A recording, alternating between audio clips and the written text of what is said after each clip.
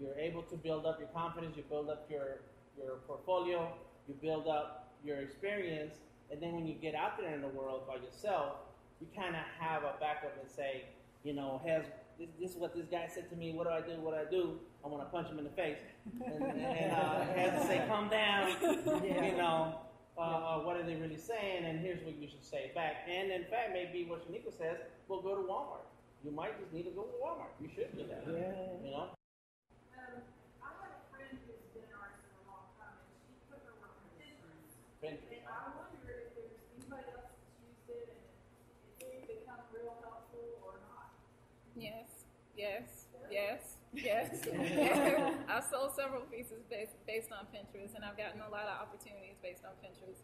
Pinterest is great because people Google, and so your name can come up, and people Google or do search engines in Pinterest and within Pinterest. So Pinterest is also kind of function like for those of you who do social media, it's also functioning kind of like Twitter, in which this hashtag basis and with stuff that comes up. So if you Google African American art, if you Google Black women, if you Google whatever it is, great art or whatever, whether your name comes up or your image comes up, people find you. I have a commission I'm doing presently based on a woman who found my work on Pinterest.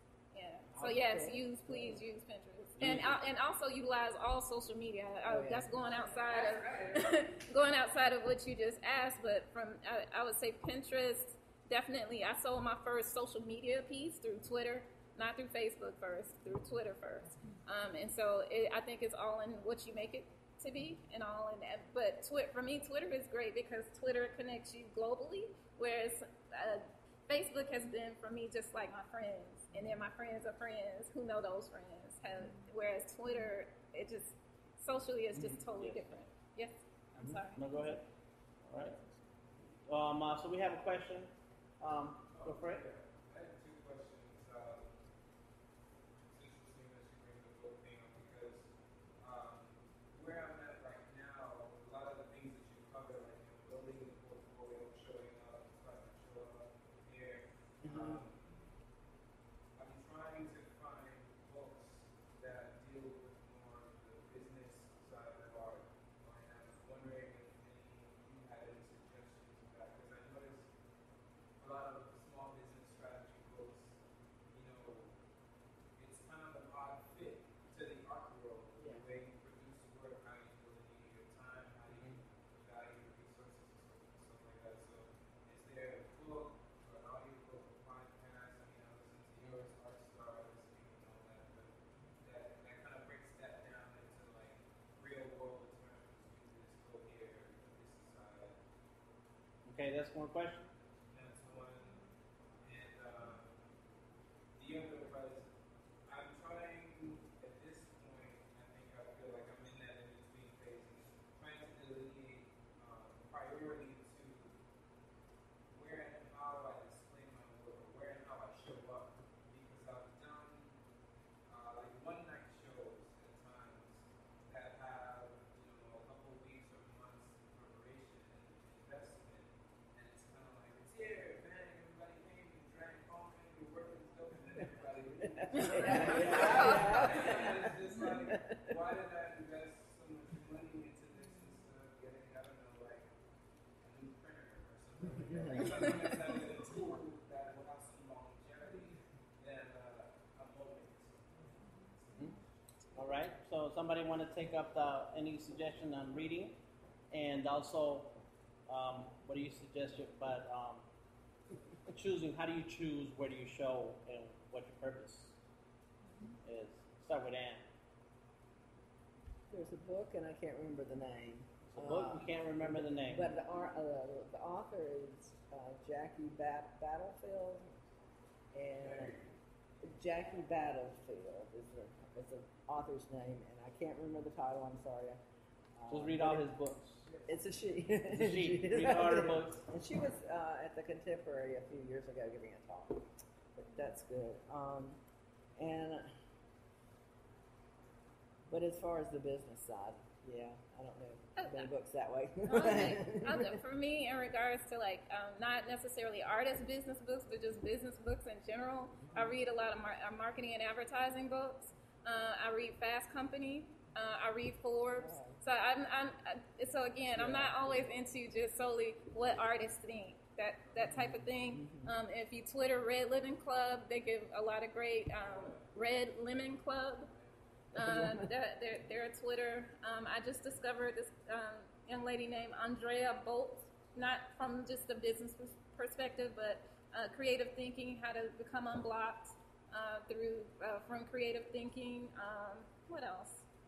So I do a lot of reading, but it's not always necessarily specific toward the arts. You know what I'm saying? So I feel like where we kind of get mixed up with as artists, we think business and art are the same, and they're two totally different beasts. They really are. Yeah. And so I have to turn off my creative brain when I'm asking you for money. You know what I'm saying? And so and because I'm a graphic artist, I do contracts. And so I also get a lot of, I guess, kind of emails from Freelancers Guild. I don't know if you're part of any of those networks or organizations. I think it's important that you get yourself unionized. If you're not, from a business perspective, I have contracts. I use Shake. Shake is an app. I don't know if anybody's familiar with Shake.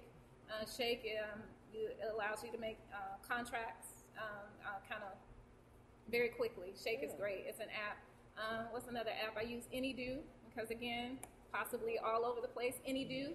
Any.do is an app for tasks because I'm all over the place. And so I need to be, it's a reward system for me because, again, I'm not very structured. So if I'm able to check off what my things are that I need to get done today, that makes me feel great. I can get myself an ice cream or something like that because you know what I'm saying? Because again, if I have a task and if I need to stay on task in order to get things done, because I'm a quote unquote multitasker, I don't know if it's still up or down, if that really exists or not. I know 2 years ago they were saying multitasking doesn't exist. But because I can be all over the place in regards to trying to get projects done, I have to be task oriented. And so if my project for the day is 1, 2, and 3, I only need to get 2 or 3 done, all right? I can't say, all right, I'm going to get 50 things done today and get no sleep. You know what I'm saying? And then that's the other thing. I'm a night owl. So most artists keep odd hours. And so I'll go do my part-time job, I'll sleep, and then I'll work. And so for me, I'm up between the 1 and the 4 o'clock in the morning hour. It's just different for individual people. But for me, business is just different, which is the basis of the question that you were asking. So I would read business books. A great book that was really great for me was John C. Maxwell's Talent is Never Enough, because we feel like I'm talented and that's it. That's all I have to do is be talented. And it's a lot of talented people out here who are not getting paid to do what they're really great at. I know people who are way doper than me. I'm not the best artist in the world. I know I'm not. But I've networked well. I understand the business, and I want to eat off of what I do. Would you suggest like something like business management for dummies, like those yellow books? I don't do yellow books because I ain't a dummy. But Good answer. like I gave you what I read. I read Huffington Post. I read Forbes. I read Fast Company. I read Entrepreneur. There's another one. Let me see. Flipboard. Is that it? Yep. Is that Flipboard? Artist King has a magazine in All there. right. You shameless plugging. He's plugging all night. I'm on Instagram. Artist King. He got his podcast. But yes, Flipboard. I utilize that. That's really great. Because it's easier to flip through and read different articles that way. So it all depends on what your interests are. So I'm a techie. I love technology and stuff like that. So it just depends on what you have to understand what works best for you. And what you were talking about, like you spend all this money to get shows and everybody come and they be like, yeah, you did it, and I'm gonna go home. A great way that helped develop me is I did more group shows than I did solo shows. And so when I did group shows, that helped me to network with other people's collectors. You know what I'm saying? Because there are people who are, if you link yourself with people who are way more established than you, that'll help you kind of get an idea, a gist of where to go, what to do. So I started showing my work, I guess, kind of professionally in 2005. There was a young lady named Damaris. I don't know if y'all remember Damaris? Yeah. Damaris used to have a lot of shows. And I did all of the group shows that she did. And from that, I developed collectors from those group shows. I had my first group show in 2007, 2 years prior to me really trying to get into my work professionally. And so instead of trying to stand on your own, link yourself up with somebody else and get their stuff, and then you get your own. Very good answer. Did you want to add something, or you have a question? I'm wondering what was wrong with Yellow Pages. Oh. Huh? I was wondering what was wrong with Yellow Pages. Don't say. I said, wait. This is a panel. We all giving you our opinion and what's good for me. I'm saying I don't read Yellow Pages. I just don't. That's just not for me. It's something. All right, I'll tell you what my apprehension is. I had an uncle who used to call us a bunch of dummies. All right, I'm not a dummy. All right, so I have an aversion to anybody who calls me a dummy. So he used to call us a dummy because you need to be smarter than that. You need to be quicker than that. And so you also need to be mindful. I don't want to get into my way of thinking, but you also need to be mindful of propaganda when somebody calls you a dummy. So that's just my personal issue. I'm not for that. Okay. All right. It's personal. It's my opinion. It doesn't mean that. Got it. Has anything to add? Sure. If I can speak to the part where you were talking about how do you choose what shows to take and where to put your energy. I think I really agree with what you were saying about one is as much as you can do that's easy and accessible. Like if you get offered a lot of group shows, do as many as you can.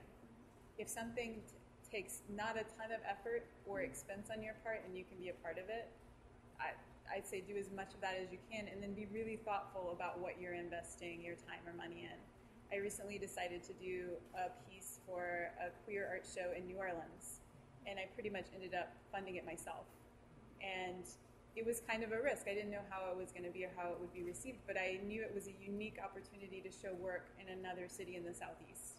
And I really wanted to be connected. I knew if I went and showed work, I would have an opportunity to connect with other artists. So that was something. I've been paid for stuff that I drove down the street here to do, where the resources I expended were much less, but that was a really good investment for me because I ended up getting something that I really wanted out of it. So I think being able to do a lot of things that are really accessible, like say yes to a lot that's here, that's groups, and you never know what you're going to get from that. And then just be really thoughtful about when you're investing a lot of time or a lot of money in something, and make sure it's something that you're really excited about, because that's going to show through and that's going to be valuable. Don't compromise thinking that you're making a business maneuver as opposed to staying with your artistic vision and with what is really, passionate and meaningful for you. It is better to do that, in my experience, even from a business perspective. It ends up, being an artist, it's not always obvious. It's a really weird, twisted path. Go ahead and say it's not how I think it's going to be. Whatever you think it's going to be, it's going to probably be really different. I think it's important. There's a book I'm reading. It's not so much business oriented, but more like life planning, called The Desire Map by Danielle Laporte. And I think it goes hand in hand, though. For me, I rely on, for business advice, I use a lot of the organizations in Atlanta.